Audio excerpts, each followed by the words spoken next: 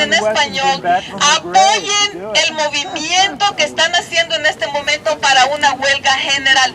Ya es tiempo. Yo trabajo en una radio en el norte de California y también trabajo en Venezuela en la radio del sur.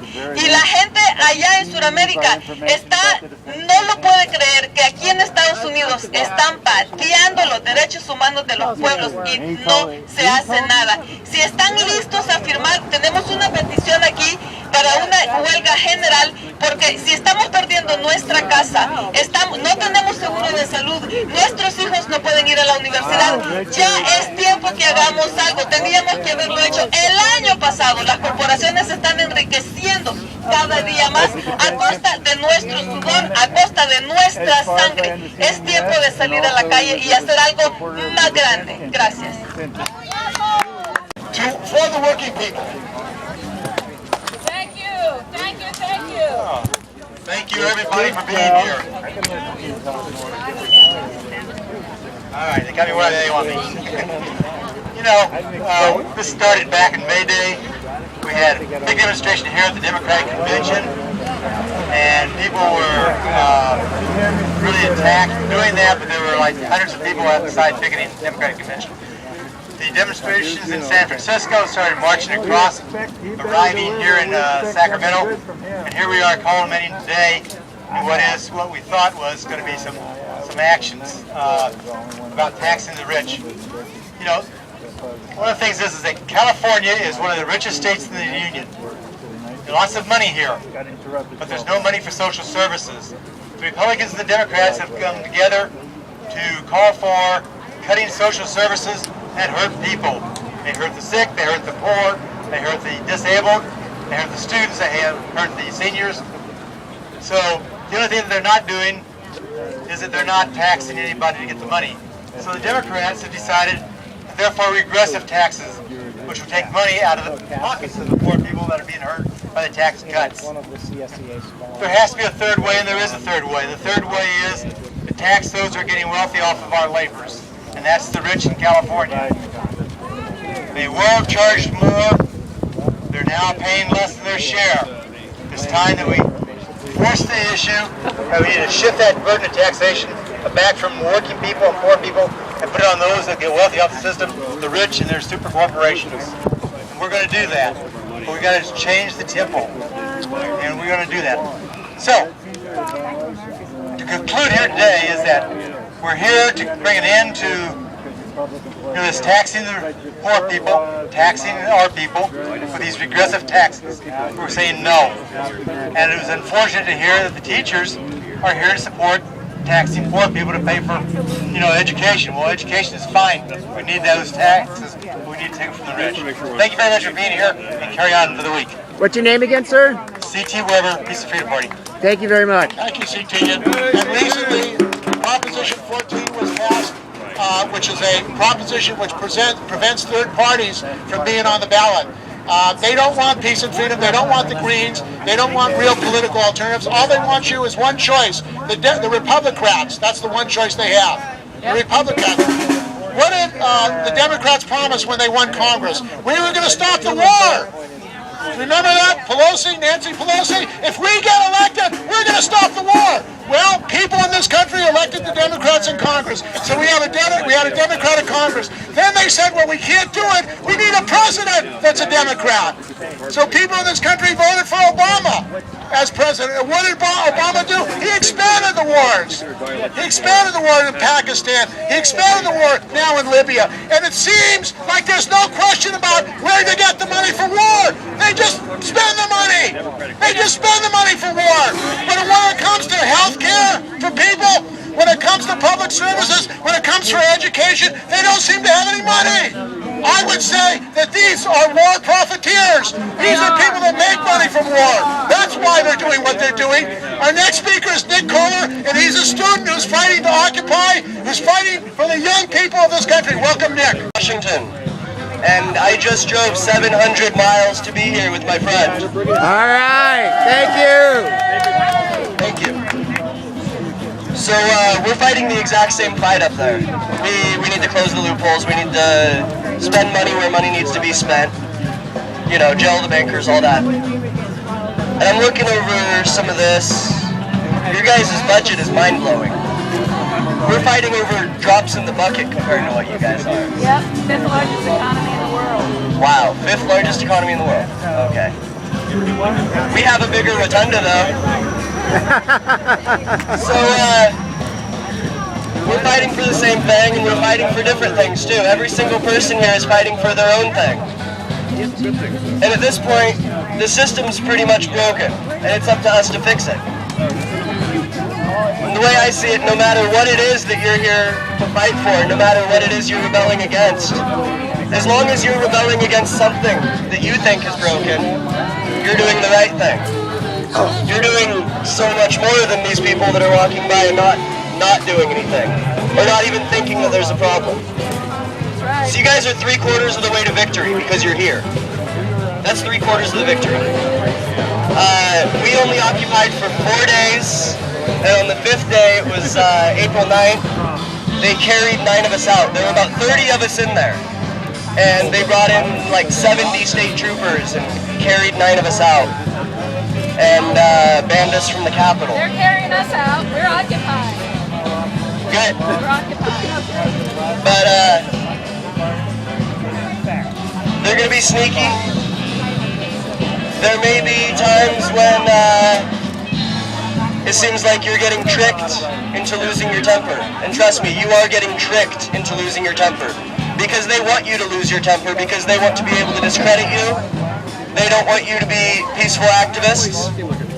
They don't want it to be peaceful. We want it to be peaceful. They don't. They don't know who they're messing with. They don't know who they're messing with. They're messing with the people, and there ain't no power like the power of the people. That's right. Why is that? We're educated. It's because the power of the people don't stop. All right, who wants this now? Sam? Sam and Code Pink have been trying to support the idea of a general strike and have been protesting the war all over the country. So welcome, Sam.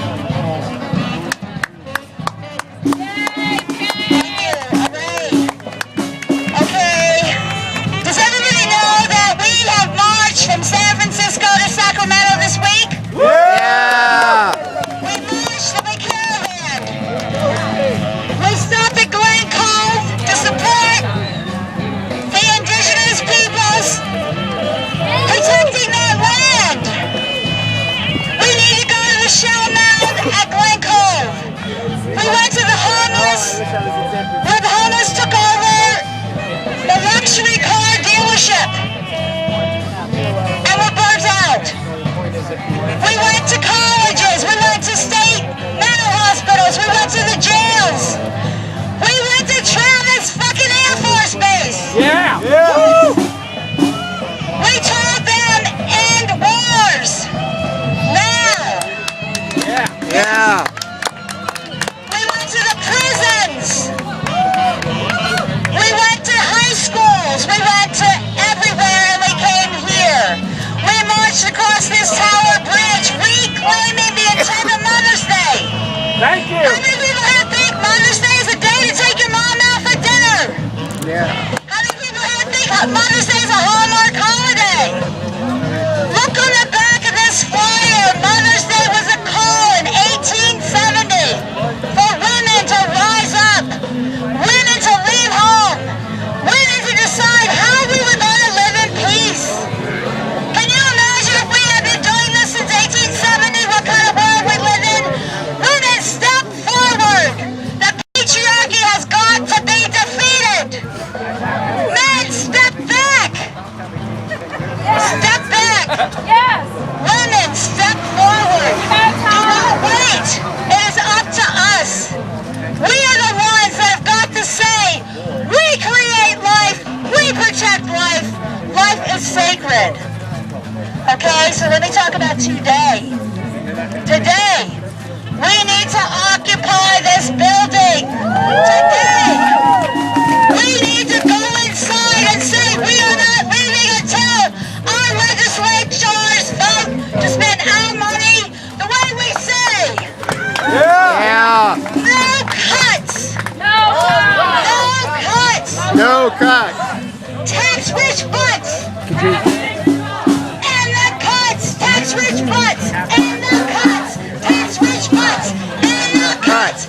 tax-rich cuts. And the cuts, tax-rich cuts, okay.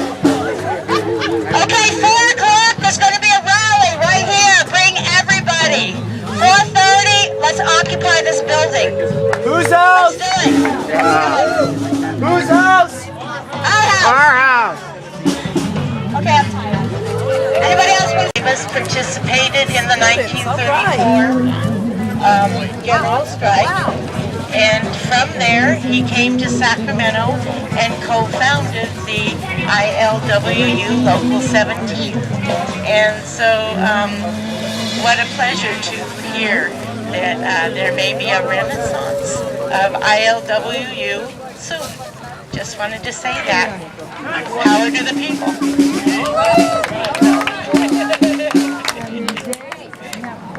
Sick and elderly. Now, what is happening with the home care workers in California?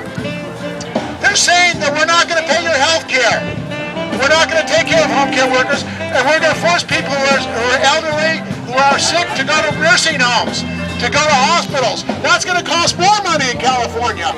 Why would they be doing things that's going to cost more money in California? Why would they be kicking people kids out of school, but building up the prisons in California? California spends more money on prisons than they do in education. What kind of priority is that in California? What kind of priority is in California that more money is spent in prisons than in education? That's sick or what? This legislature, they belong in prison for what they're doing to the people of California. Exactly. When they put people in jail, California has one of the highest counts of prisoners. When they say to working people in this country, you have no future, we can't pay you a decent living condition, we can only pay you minimum wage. You know, it's great in this country. McDonald's says they have 80,000 new jobs. Well, how many people can live on a McDonald's wage? How can you pay your rent in California, which has some of the highest cost to pay rent? They are telling the working people of California, you have no future. They are telling the young people of California, you don't have a right to go to education. At the same time, they're saying that the billionaires, the 84 billionaires, they're doing very well. They're not going to go after them. Now in Napa State Hospital, do people know about Napa State Hospital? No. Napa State Hospital is a large state hospital for the criminally insane. I would say the people running the state capitol are criminally insane. And what's been happening in Napa State Hospital for decades is that people have been committing crimes there. Patients have been murdered. Doctors have been murdered. Nurses have been murdered and beaten up. And you know, the state of California say they don't have enough money for staff at Napa State Hospital. How can you have a state hospital for the criminally insane and not have enough money for staff to take care of the patients? Now, a nurse was recently killed. People have been raped. Where is Governor Brown? Where is the state legislature raising more money for Napa State Hospital for the patients and workers? Instead, what they want to do there, what the unions want to do, is more drugs. Drug the patients, so we don't need more staff. Is this the solution to California? Now, there's a lot of money from the drug companies. You have 24-hour advertising in California. Buy your drugs on TV. Get this drug, get that drug. But they're not taking care of people. Give them drugs. Who does that benefit? It benefits the drug companies. It doesn't benefit the people of California. We need the working people of California to take control of the state. We need a Democratic Workers' Party that's going to run the state for the interests of working people. We need a state that has a future for the children of California. These young kids need a future. Yeah. They need a future. You need a future. Future for the youth. Future for the youth. Future for the youth. Future for the youth. Future for the youth. Future for the youth. Future for the youth. Money for education, not for war. Money for education, not for war. Money for education, not for war. Money for education, not for war. Money for education, not for war. Money for education, not for war. Money for education, not for war. Money for Education, not for war. We're going to start this fight, and it's just begun, because working people have to survive. These children have to have a future when they get out of school. They have to be able to have pencils and across the schools. The teachers have to be able to take care of their students and not have classes of 50 students. How can you teach young people when you have classes of 50 students? That's what this legislature is doing. They're cutting the budget. They're saying we're not going to have real education. We're going to have chills.